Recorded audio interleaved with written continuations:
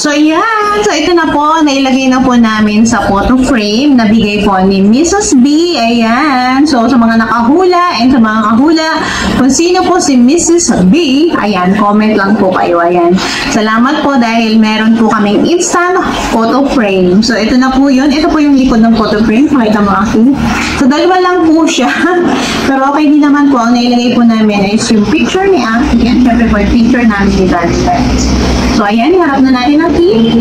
1, 2, 3. Ayan. Diba? Ang ganda niya. So, pwede po siyang nakatayo at pwede rin po siyang nakapahiga. So, depende po sa picture na ilalagay mo. So, ito po siya is nakapahiga kasi pa, ayan, dalawa po kasi yung picture namin. Okay, akin naman place pa tayo kasi nga po, solo niya po yung pictures or yung mukha niya lang po yung na-ito. Patayo po yung frame niya. So, ayan, diba mo? Ganda-ganda. Ayan, salamat po sa mga sponsor ko po. Ayan, at nagkaroon po kami ng instant photo frame. Ayan, thanks kay Mrs. B.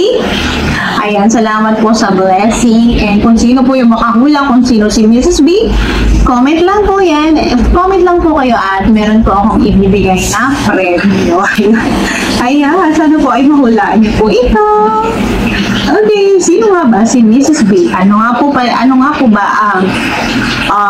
ang kahulugan ng B sa Mrs. B? Ayan, so comment lang po kayo kung sino po yun. Ayan, di ba po ang ganda? Let's watch it. Ayan, ang ganda ni Akila.